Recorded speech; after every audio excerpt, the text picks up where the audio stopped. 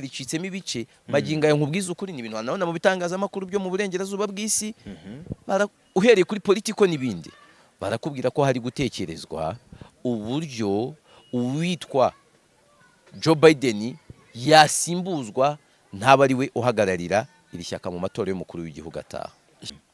Hakomezaga kubaho ibimeze nko gukwepana cyangwa se guhishanya. Uburusiya bwahise butangira iki rero kugira ngo niho navuze ngo kubyumva naherewe mu kwa 12 ariko noneho ku mwaka ushize turebe mu gihe gito gishize. Uburusiya bwahise butangira kwangiza ibikorwa remezo byafasha Ukraine kubugabaho ibitero. Nta cyumweru gishize Uburusiya burashe icyo nakita command centers z'ama drones cyangwa se indege zitagira abapilote za gisirikare. Izo command centers buriya kurasa command center imwe y'indege zitagira abapilote nakazi keza kurenza kwangiza drones za gisirikare magana. Kuko za drones zigurukirizwa muri za command centers. Niho abasore b'abahanga mu bya gisirikare bafite amamanete baba zigurukiriza bazikwepesha anti drone systems kuko abarusiya bafite menshi. Nubwo ejo ndi nabonye iyo baherutse ku deployinga ya S500 bivugwa ko yagabweho igitero.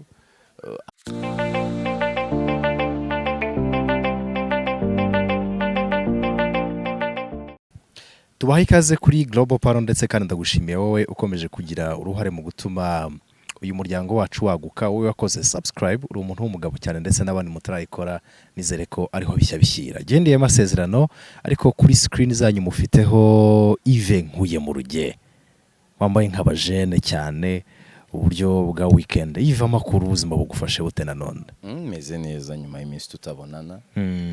Yego. Uburwayi ndimo ndakira nabonye cyangwa ndorohera. Nabonye ejo bundi cya kiganiro duherutse gukorana ya minsi wari umaze tutari mu kazi. Umuntu araza ngo ngaho ndebere ngo twamuze kuri Nkuye mu ruge official ngo none dore aho yibereye. Uriya n'umuntu wa utaruzaho nyine uko ibintu bimeze. Yego. Ariko nari ndwaye ndagaruka n'ubu ndacyarwaye ariko uburwayi mfite ntabwo bwambuza gukora. Meze neza rwose. Oya, biraza kugenda neza byose n'ubuzima ariko biraza gukemuka neza. Twebwe rero n'ubundi kituzanye nta kindi ni kwa gufasha abantu kumva amakuru binyuze mu busesenguzi. Rero umusesenguzi dufite ni Yves Nkuye mu ruge.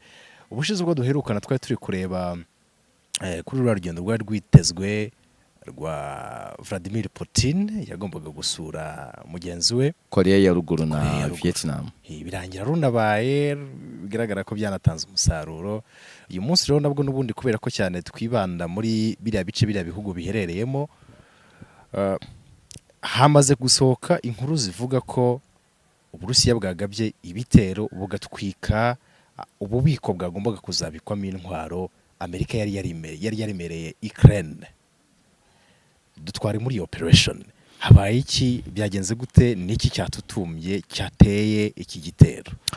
Umuntu wahera kuri iki gitero ashobora kubura cyangwa se kumisinga ibintu byinshi. Kumva neza ibi bitero keretse nk'abantu batwemereye tugahera mu kwezi kwa 12 umwaka ushize. Reka tugereyo ntago babyanga. Umwaka ushize mu mpera z'umwaka nibwo igihugu cya Ukraine cyatangiye kugerageza kurasa ku butaka bw'Uburusiya. Yego. Kibasiraga imijyi itandukanye ariko uwagizweho ingaruka cyane n'umujyi witwa Belgorod.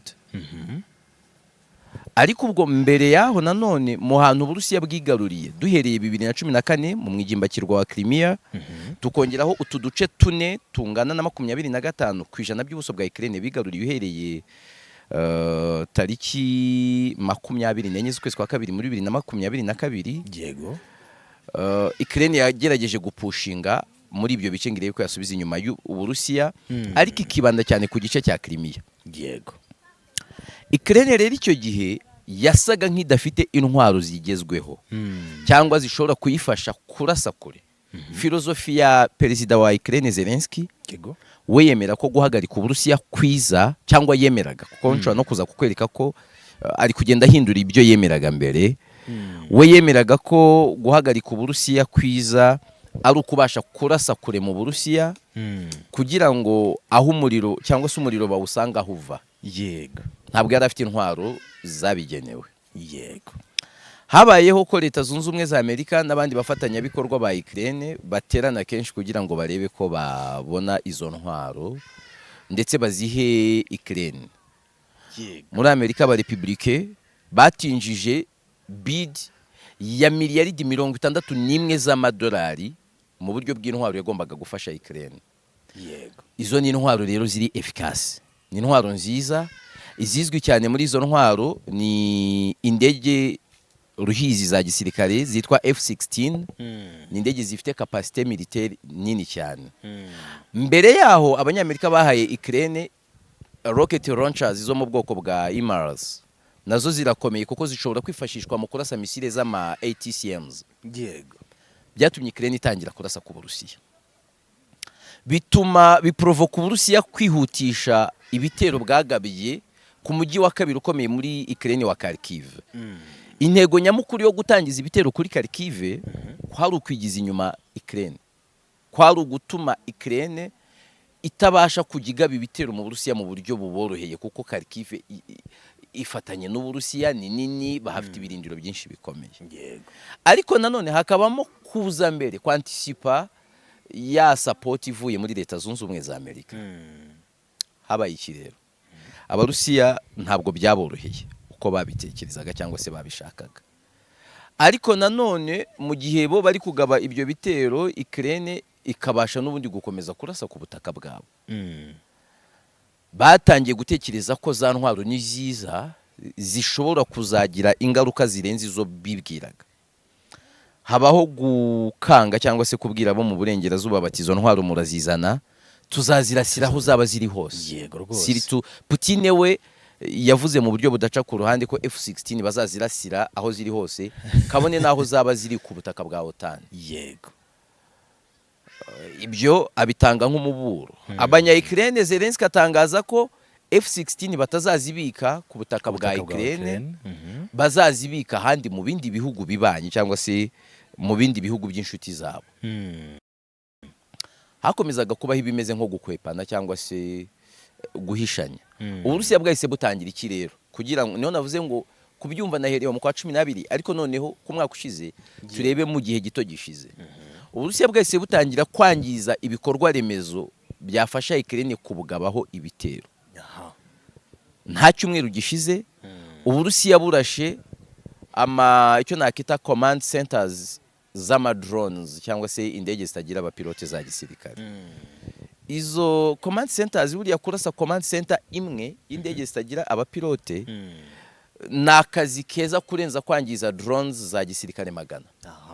Kuko za drone zigurukirizwa muri za command centers. yego Niho abasore b'abahanga mu bya gisirikare bafite amamanete baba zigurukiriza, bazikwepesha anti drone systems, kuko Abarusiya bafite menshi. Nubwo ejo ndi nabonye iyo baherutse ku deployinga ya S-500 bivugwa ko yagabweho igitero abari nyinshi. byumvikana ko byafata igiye kubaka izindi command centers kugira ngo uzane izindi. Hangijwe command centers 12, ntabwo ari ibintu byoroshye. Fata nk'urugero nko mu Rwanda, hari command center ya drones zako zitwara amaraso izwi ya zipline. Uzi kuyubaka umwanya byatwaye. Uzi ko buriya mu Rwanda ushobora gusanga command centers za drones dufite nk'ebyiri gusa cyangwa 3 mu gihugu cyose. Mu gihugu cyose.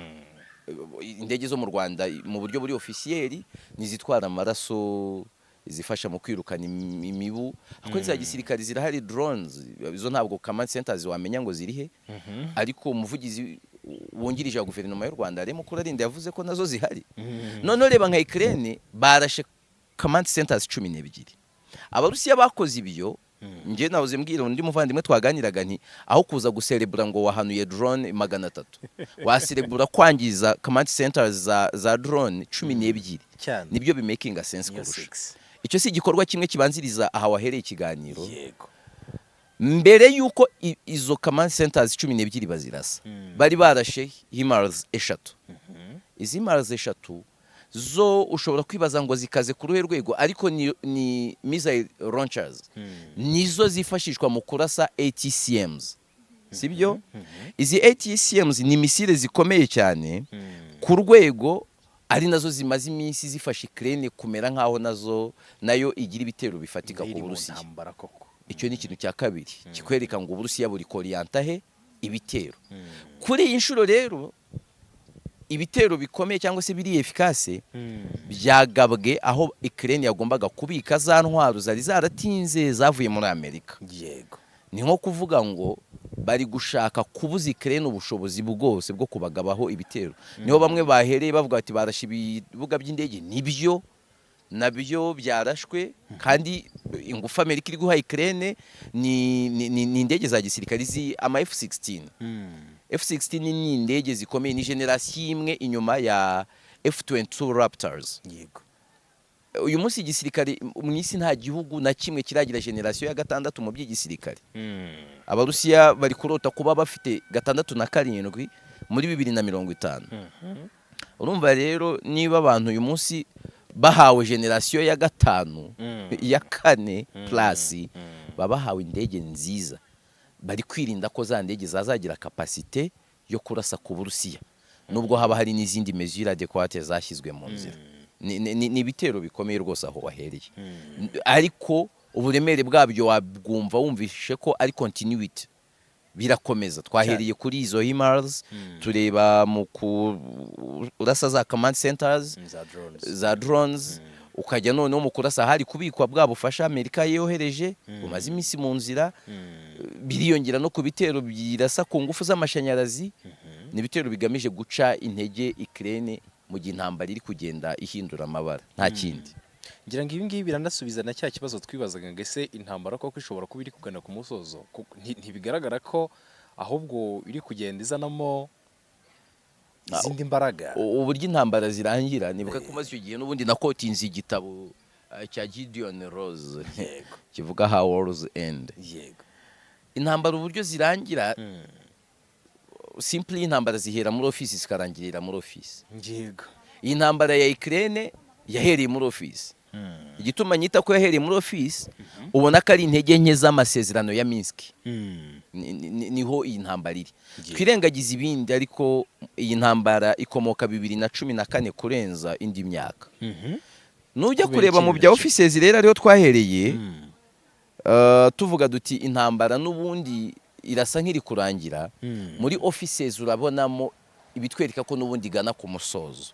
Cyokoza kuko iyo ari intambara yabaye kubera kutizerana ko ibihugu byarebwaga n'aya masezerano ya Minsk nkubwira yo muri 2014, kandi ayo masezerano yageze ahaba kubera ingufu za gisirikare zaje zihera ku migendekere mibi y'iherezo ry'intambara y'ubutita. Yego. Intambara ikaza ari umuzuko cyangwa se ukugaruka kwa krize ya Cuba yo mu 1962. Mu magambo make ngiye intambara nyishyira mu 1962 kurenza kuyishyira hafi aha. Yego, niho ikomoka.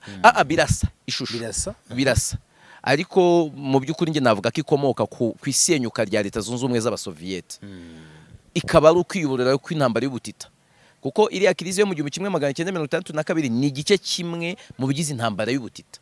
Aho kuvuga ngo ikomoka bavuga ngo ni intambara y'ubutita ivuguruye. Sibyo?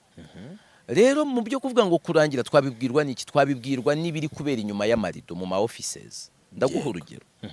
Zelensky ku munsi w'ejo yari kumwe na perezida wa Slovenia.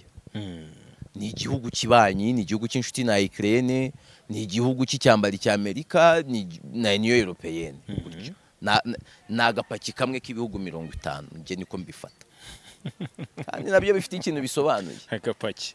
American States 50, wateranya member states ba NATO 33, wabara abagize European Union 27, kuko muri bo harimo n'abatari muri NATO, ukahita usanga stili ibihugu biba 51, states yari ni 50, hari icyo biba burya nabyo byemye icyo bisobanura. Yego.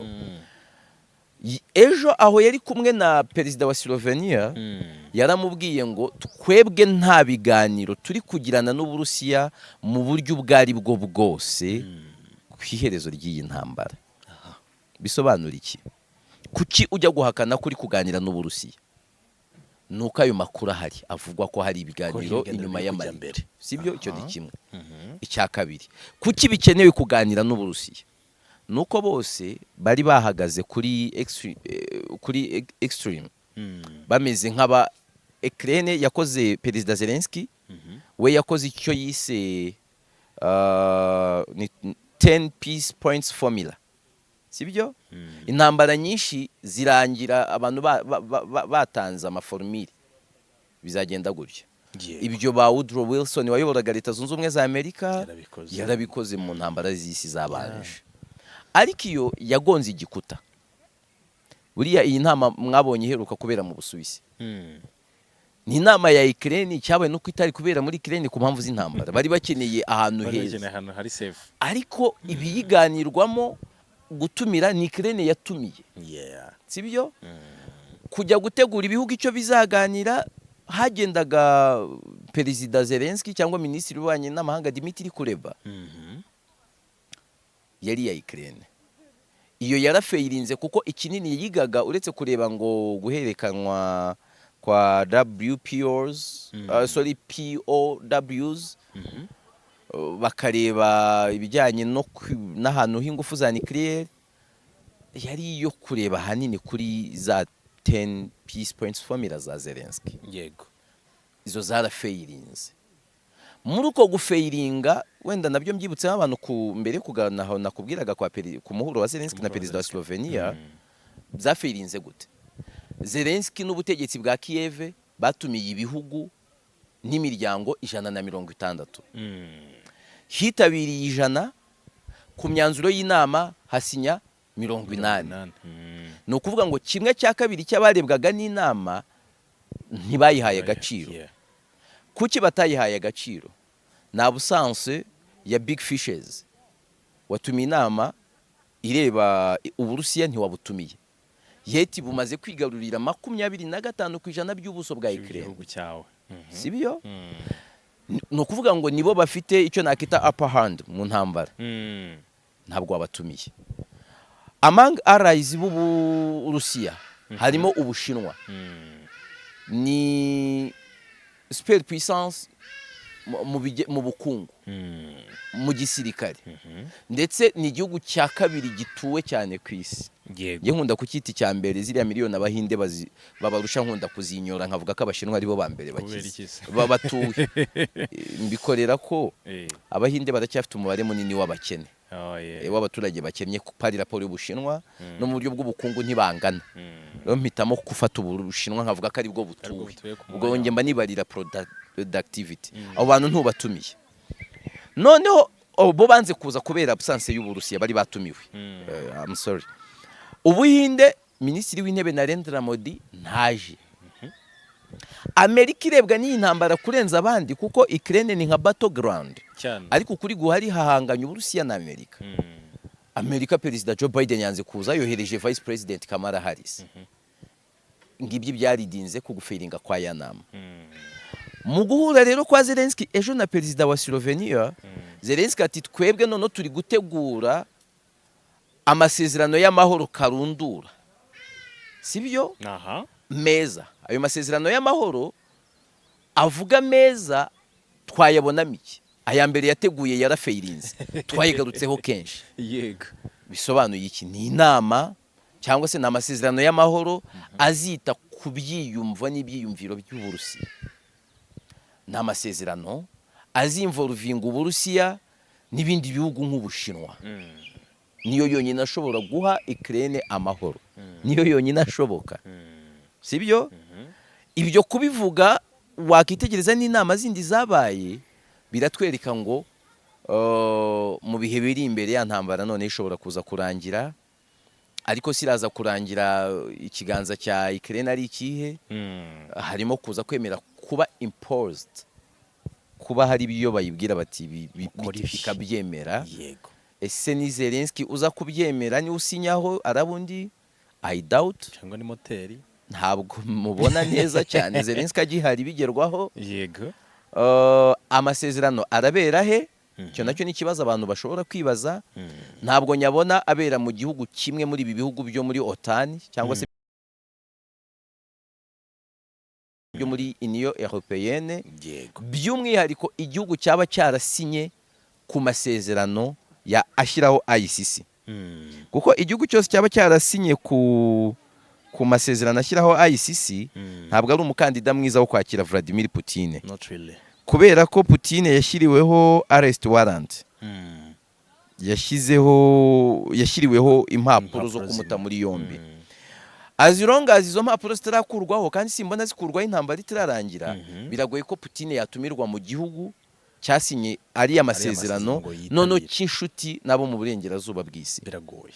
Kandida mwiza ninde mu kwakira iyo nama? Ubwo ni metero ndi gutera hakiri kare, ni Ubushinwa ni Qatar. Ubushinwa na Qatar. None rero tubaye nk'abasubira inyuma gatoya.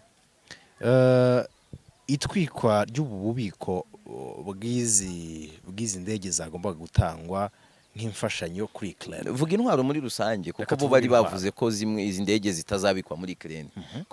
Umukandida mwiza wo kubika izi ndege nabyo nabibabwira ni Polonye. Kubera ko Polonye nicyo gihugu cyegereye Ukraine, kiri muri OTAN bafatanya cyane, ndetse cyambuwe Uburusiya buriya Ukraine nako Polonye. Mu ntambara y'ubutita blocks ebyiri zari zihanganye, OTAN na Warsaw Pact. Bakunda kwita ngo ni Warsaw Pact ariko ni Warsaw. Iyo Warsaw yasinyiwemo ayo masezerano atuma Uburusiya bukora block ihangana na OTAN ni Polonye y'uyu munsi. Ndetse mu masezerano yo mu 1991 y'icyari Leta Zunze Ubumwe z'Abasoviete na Amerika abuza OTAN kwaguka eastwards, mu bo bababuzaga kwigarurira harimo iyo Polonye. Yego. Ikindi gihugu gikomeye kiri hariya mu marembo y'Uburusiya cyakabaye gifashaho mu burengerazuba bw'isi gustoka intwaro no gutegura intambara neza cyari Belarus. Belarus iracyari umwambari w'Uburusiya, ndetse bari kumwe mu yindi bloke yitwa CSTO. Polonye rero niyo ifasha mu gukusanya intwaro ziza muri Ukraine, niho abayobozi basura Ukraine baca, n'izi F-16 niyo zagombaga kujya. Kutundi dugu turi hariya twinjiye muri OTAN vuba ntabwo turagira ibitwaro byinshi n'uburyo bwo kubibika. Za Finland nta ngufu ziragira, Sweden ntayo, ntabwo abandi birabaryohera. Iyo ni Polonye rero. Ni intwaro muri rusange kuko Amerika ni igihugu gifite intwaro nziza, ibyo byo ntabwo ari byo kwibazaho. Bagombaga kubaha intwaro zizabikwa aho hantu Uburusiya bwarashe. Iyo ni bro ikomeye cyane mu buryo bw'igisirikare. Kandi mwireba izo ntwaro za none gusa, itano kuri za command center twavugaga, wite kuri za HIMARS zimaze iminsi zirazwa, wite ku kuba hari ibice byinshi bya Ukraine uyu munsi biri muri blackout, Uburusiya bwarashe bidafite amashanyarazi. Noneho urebe n'uburyo ku rugamba bari outnumbered. Umuntu yaguteye mu gihugu cyawe arakurusha umubare w'abasirikare. Not only being outgunned, they are also outgunned. Arakurusha n'intwaro. Bimeze nk'aho ari ubwinyagamburiro bwa nyuma, ariko nge ndabona ibizakurikira n'ibiganiro kurenza gutekereza ku bindi. Kubera ko nkuko wigeze kubikomozaho, izi ntwaro ryari isezerano bari bafite rimaze igihe. Yego. Ari nabwo nanone zo kongera ukagarukaho ukareba ku mpamvu zatinze, ukongeraho ko noneho ububiko bwazo bwarashwe, byimplika ko bigiye kongera gutinda. Turebe ku ngaruka bigiye guteza. Izi ntwaro zirakomeza zize zirajya muri Polonye. Ziraza zijya muri Polonye. Igishobora gutinda si ukuza kwazo kuko n'ubundi bisa nk'igihe cyo kuhagera cyageze. Ahubwo ni ukuzikoresha. Igishobora gutinda ni ukuzikoresha. Polonye na Ukraine biracomekanye. Ni peti na kidore. Wahageze intwaro ejo zikajya kuri battlefield. Kuko kimwe no mu byatinze abantu batibeshya ngo ni inzira zari zigoye. Some of abasirikare ba Ukraine bari gutozwa kuzikoresha. Abapilote. Yego. Ubwo n'abapilote bagomba gutwara ziriya ndege. Kuko hari izindi ntwaro nziza cyane Amerika yagiye iha Ukraine, Uburusiya bukazifatira ku rugamba bukazitwara ari nzima, kugera aho Abarusiya ubwo bizihizaga umunsi w'intsinzi kuri intambara y'isi yarangiye. Abanyaburayi bemera ko yarangiye ku itariki ya 8 z'ukwa gatanu mu 1945, ariko Abarusiya bo bemera ko ari ku itariki 9. Kandi Abarusiya nibo bageze kuri Hitler, nibo bafashe Berlin, nota Abanyamerika. Byombi barako isaha kuko Abarusiya ni igihugu kinini gifite amafizorere 11. Wiwabo wanza saa 5 z'amanywa z'undi munsi zari zageze, baravuga ati ni ku itariki 9. Yego. Ariko harimo nakano ko kwirata ngo nitwe twayitsinze burya, ibyo birimo. Rero ejo bundi bafite uwo munsi muri uyu mwaka bakoze expo yo kumurikira intwaro bafatiye muri Ukraine zabo mu burengerazuba bw'isi. Kiri ni kimwe mu bintu bizababaza aba bantu nibatakaza iyi ntambara.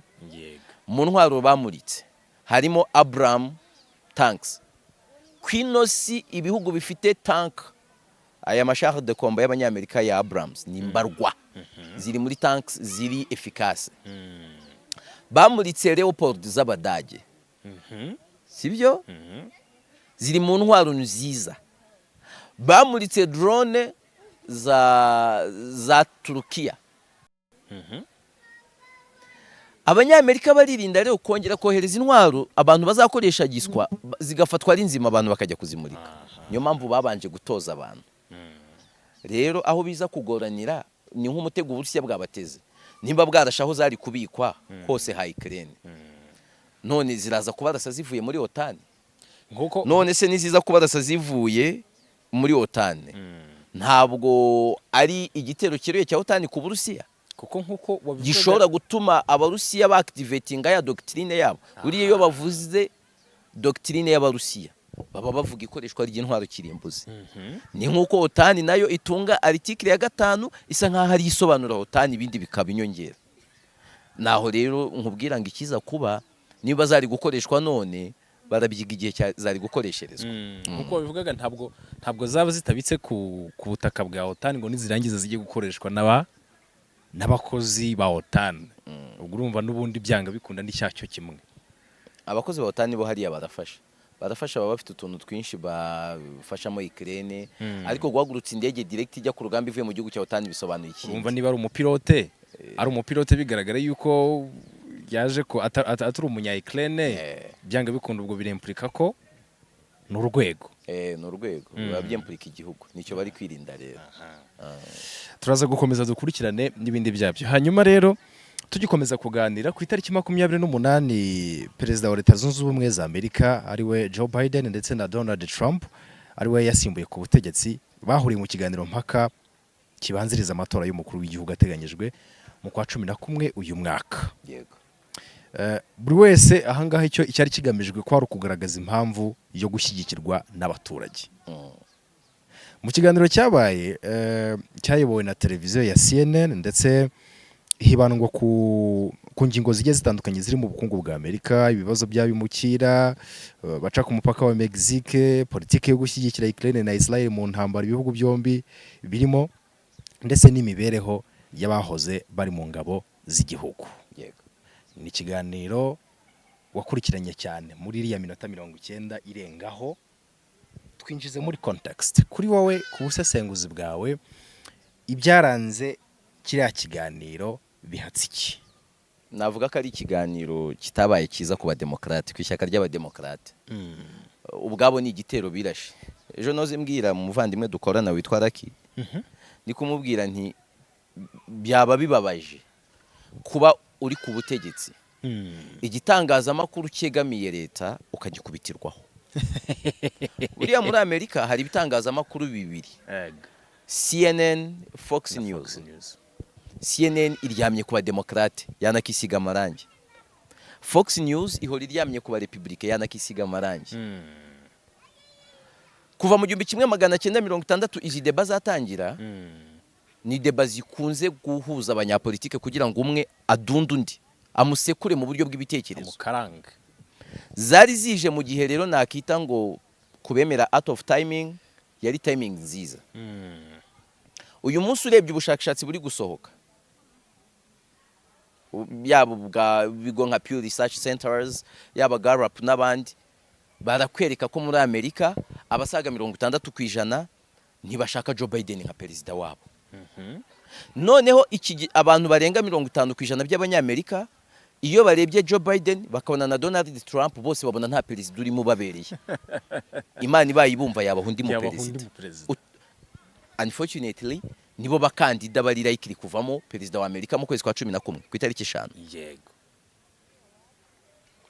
deba rero wari umwanya mwiza wo kwidistinga mu gihe amasondaje abegeranya cyane mu majwi mu gihe Donald Trump afite ibirego mu nkiko ariko na Joe Biden foreign policy yewe yagize ibibazo kubera izi ntambara wari umwanya wuko buri umwe akavaringa hafite ibyuho akanasenya mugenzi we yego rwose nakubwiye nti rero yari bro cyari kibazo gikomeye cyane ku bademokrate kubera ko Joe Biden yari ari gusinzira yego ni umugabo w'imyaka 83 arerekana intege nke z'umubiri.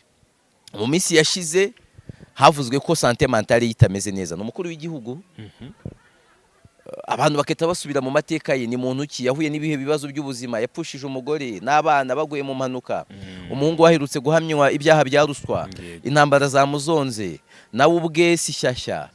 Ubwo si byo bituma mu mutwe bitameze neza? Ati oya, ni ibintu bushize yireguyeho mu ruhame cyane, si byo? Agaragara asinzira ndetse akajya irrelevant cyangwa se off topic muri deba, akibagirwa. Byari bimeze nko guprovinga right abavuga ko santé mentale itameze neza. Noneho Donald Trump bahanganye waza ari on track neza muri deba. Joe Biden yananiwe kumusenyesha criminal records ziwe, undi abasha kumusenya kuri politike mpuzamahanga, anerekana ko intambara ya Ukraine n'Uburusiya kurangira kwayo rwose bitazafata umwanya igihe cyose yatorwa. Barakubwira ati ngewe na mbere yo kurahira intambara izaba yararangiye, none ize mutegereje iki? Ibyo bikahita bikwereka rero uburyo deba itamugendekeye neza. Ntabwo ari nziza kuba demokrate. Ni deba yerekanye ko abademokrate bagomba kwitegura neza deba yo mu kwa 9. Ni deba yerekanye ko Joe Biden atagikeneye, atagishobotse cyangwa se atagishoboye kuridinga kuyobora abanyamerika neza. Ni deba yasize navuga ngo tericitsemo ibice. Maginga ya nkubwiza ukuri ni ibintu naona mu bitangazamakuru byo mu burengerazuba bw'isi, uhereye kuri politiko n'ibindi, barakubwira ko hari gutekerezwa uburyo uwitwa Joe Biden yasimbuzwa ntaba ari we uhagararira iri shyaka mu matora y'umukuru w'igihugu ataha. Ishyaka rye ko ryavuye y'abademokrate abarimo Obama barabitekereza nyine, bikorwa n'abandi bakadire. Umuvugizi yahise avuga ko rwose biri ariko bari babipanze.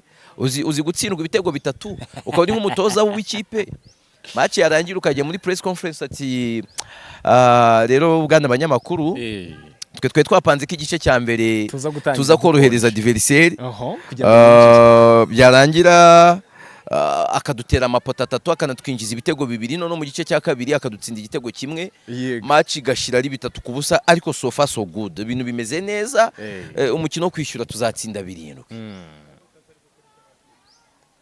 Ni imvugo yo kwirwanaho, ni mechanisme de défense idahura n'ibyabaye. Nabo ba Obama batangiye gutekereza ibyo kuba bashaka undi umusimbura. Ndabona ko it is too late. Ntagiye gihari. Umugabo amatora asigaje amezi 4 cyane, asigaje amezi 4. Umugabo arashaje, sibyo? Nta mbaraga afite z'umubiri. Na Trump bahanganye arashaje, buriya abantu ntibabibona. Ikinyuranyo n'imyaka 3 gusa, 3 gutya, 3 n'amezi. Ariko ntabwo bikunda nyine ko abantu babibona ko na Trump ashaje.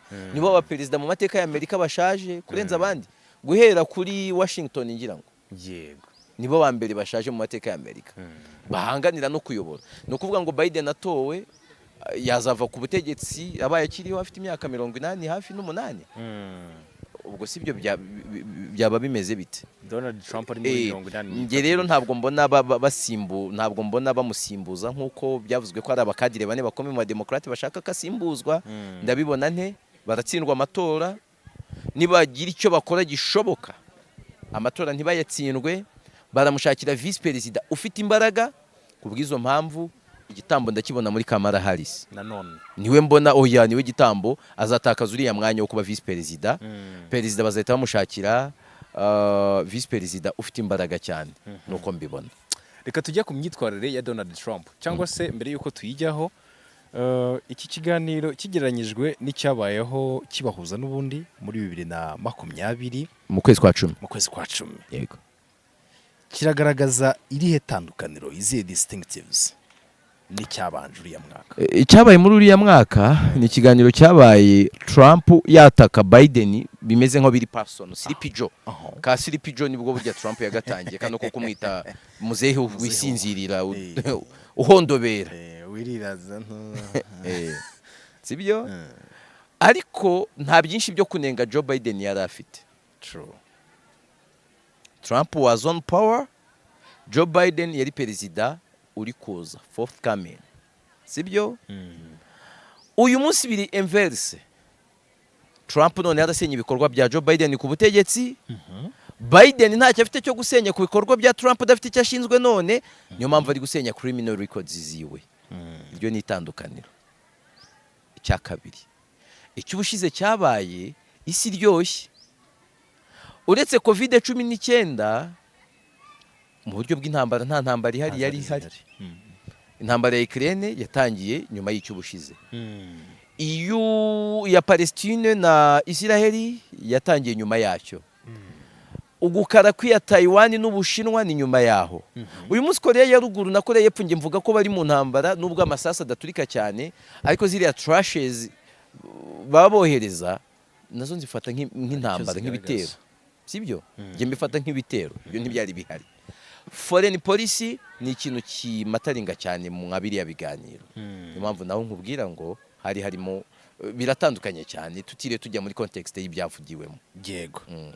Wasobanura ute icyo Trump yashinjaga Joe Biden cyo kuba muri iyi manda ye ya mbere yaritwaye nabi mu bijyanye n'ububanyi n'amahanga ndetse n'ubukungu bwa Amerika? Reka nkorohereza. Yego. Amerika imaze gushora miliyaridi zingahe mu ntambara ya Ukraine? Ntabwo ari nkeya, yarenga amare wa 5. Yongera ingengo y'imari y'intambara ya y'inkunga bahaye igisirikare cya Israel. Usanzwe babaha miliyaridi 3 z'idolari. Bongeyeho miliyari 1. Izo ntambara zose hari izubona abo bose Amerika ifasha baza kuyitsinda mu gitondo. Biragoye, barakomeza bashyiremo kuboko. Igihombo se biteza Amerika diplomatically ntacyo ubona kirahari. Renga izo ntambara jya mu batalibani muri Afghanistan. Joe Biden ni wafashe icyemezo cyo kwita cyuringa abatalibani bahita basubira ku butegetsi. Iyo ni intsinzi diplomatically, kandi ibyo biherekezwa n'amafaranga. Mu buryo bw'ubukungu rero Amerika nimbiri gutakaza inshuti, iratakaza abafatanya bikorwa. Yego. Economically bizaffect Amerika. Uba ari umubare w'ibihugu uyu munsi biri kurwana no guca idolari. Ureba uburyo iyo weakness iri kongerera ingufu BRICS, kandi BRICS nta gisasu kindi ifite kirenze uko kurimbura idolari. Ni ibintu bisa nk'ibyo, ariko byasaba yuko abantu babishakira umwanya mu bundi buryo. Okay. Nyuma yuko kiriya kiganiro kibaye rero hari amakuru yasohotse avuga neza ko nubwo Joe Biden yakubiswe hasi, ariko Vladimir Putin yifuza ko ariwe yatsinda. Ndavuga Joe Biden ariwe watsinda. Ni ibinyoma. Aha. Ni ibinyoma ibyo. Ntabwo Putin yakifuza Joe Biden, ibyo ntibishoboka. Ntabwo yamwifuza. Umukandida mwiza kuri Putin ni Donald Trump. Ibyo ntibinsaba gukurikira ayo makuru, binsaba gusa kwibuka hano dukoko twanyu turi kuryana, kire mu ntabare mutumvaneho. Turi murembere. Birasaba gusa kwibuka ijambo yakoresheje ubwo yaganiraga n'umunyamakuru w'Amerika witwa Tucker Carlson. Ndavuga Vladimir Putin. Baramubajije who is better hagati ya Biden na Trump. Akoresha ijambo ngiye kugusubiriramo rikwereka ko we yishakira Trump.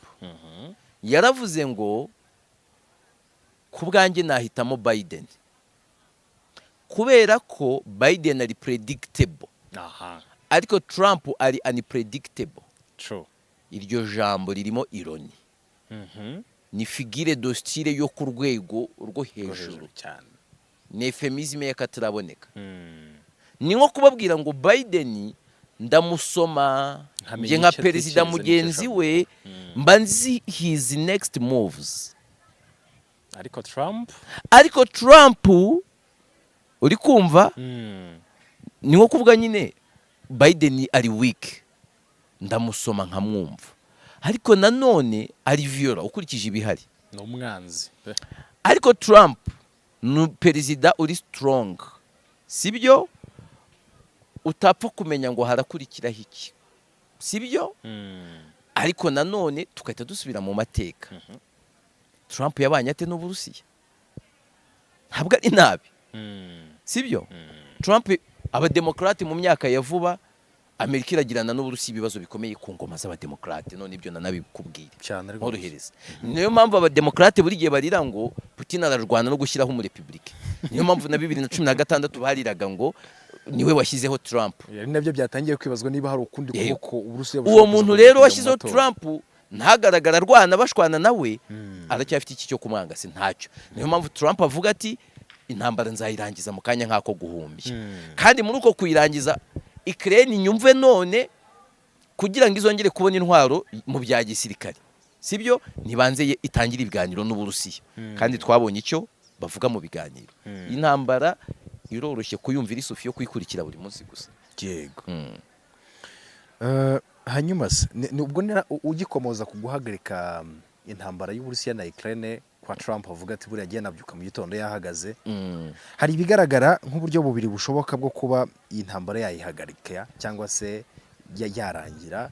One ari ukuba ubufasha buhabwa Ukraine bwahagarara, hanyuma Uburusiya bukarasa bugakubita butababariye cyane Ukraine ikamanika amaboko, hanyuma no kujya mu nzira y'ibiganiro. Ntabwo Trump azemera ko Uburusiya ejo ndi yaranavuze ati nimurangara burigarurira Ukraine yose. Ntabwo azemera ko Uburusiya buyigarurira yose bukoresheje umuheto. Trump azabashyira mu biganiro bituma Uburusiya bugumana aho bwafashe cyangwa se ibice bimwe byaho, ubundi basinye ko intambara irangiye. Kuko Uburusiya bwateye Ukraine kuko Obama yabatengushye mu masezerano ya Minsk yo muri 2014. Bagasinyira Uburusiya ko nta kibazo bugumana Crimea, ariko ko batazongera kwica abantu bo muri Donbass, ko babwiye Ukraine ko batazongera gupfa, bakarengaho bikaba. Sibyo? Icyo kintu rero bazamira nk'abavugurura ari amasezerano, ari Uburusiya bugira ibice bugumana bwafashe cyangwa butakaze bimwe muri byo, simbona bo bitakaza byose, ariko ntabwo Trump nanone azatuma Uburusiya butwara Ukraine yose. Bisa bigoye. Yego. Turimo tugana ku musozo. Ive nkuye mu ruge. Mu busesenguzi bwa benshi bishingiye kuri kiriya kiganiro mpaka cyabaye, baragira bati kimwe mu byo tubona Donald Trump aramutse atorewe iyi manda ya kabiri yiwe, amahirwe menshi ahari nuko Amerika yayikura muri NATO cyangwa muri OTAN. Ni ibintu byoroshye gupredikitinga mu mboni. Ntabwo mbona bikora. Ntabwo mbona bikora. Ashobora kugabanya inkunga ha OTAN. Ariko ntabwo OTAN ari ikintu cyo gusenya umunsi umwe. Ntabwo, kuko usenya OTAN umunsi umwe egari kubwira Uburusiya ngo ngero ureme Leta Zunze Ubumwe z'Abasoviyete. Gusenya OTAN umunsi umwe gusa egari kubwira Uburusiya ngo ngero ureme Leta Zunze Ubumwe z'Abasoviyete. Kuko ibi bihugu byose nta gifite ubushobozi bwo kwihagararaho imbere y'Uburusiya buvuga buti turakugarura. Kandi aho bibera ishyano byinshi bifite abaturage b'Abarusiya bavuga Ikirusiya, biyumva mu Burusiya kurenza kwiyumva mu Burengerazuba. Ikizaba Trump akeneye ari cyahera avuga ngo nuku gusenya OTAN, akeneye gupushinga abanyaburayi kutavunisha Amerika, kuko inyungu Amerika yabakuragamo yaragabanyutse. Noneho Amerika ireke gusigara itanga 70% y'ibijya muri OTAN, nabo bagire uburyo bifasha, basigara ari gufatanya by'inshuti, atari kuvuga ngo babayeho kubera Amerika irabaha intwari irabaha ibintu byose. Yego. Kuko nk'Abafaransa bo batangiye kwigumura bavuga bati twebwe rwose abanyaburayi si umunsi Amerika izabidahari. Bo ndabumva Abafaransa OTAN banayiva mu buriya mu bihugu mbambona umunsi umwe bizava muri OTAN harimo Ubufaransa na Turukiya. Yego. Abafaransa bo ntabwo ari ubwa mbere, muri 1956 De Gaulle yabavanyemo, bagarutse ejo bundi ndi mukuru bazanywemo na Sarkozy. Yego. Bo nta gitangaza kirimo, ariko ntabwo mbona Trump asenya OTAN, no kubivuga. Niyo yaba ari ukuyisenya yaba ari projet y'igihe kirekire. Ntabwo ari projet y'umwaka umwe 2 3 nka manda ye. Yazatangira ikarangizwa n'undi cyangwa ni projet we yakeveya ikazasozwa n'undi. Simbona OTAN isenyuka kuri manda ya Trump. Kiretse binyuze mu kurwana. Bakarwana n'Uburusiya bukabatsinda. Icyo gihe n'Uburusiya bwayisenya, umwiryane waza nyuma wayisenya. Ariko kuvuga ngo ni icyemezo gifatiwe Washington DC, ntabwo mbona isenyuka nona. Biragoye. Yego. Yves, reka tugushimire ku mwanya ndetse n'ubusesenguzi dukoze kuri izi ngingo zirebana n'amakuru ari kucaracara hano hanze. Ibindi biganiro turi kumwe na Yves Nkuye mu ruge ndetse n'ibindi bya Global Pano byo birakomeza. Gendeye amasezerano. Salam shalom.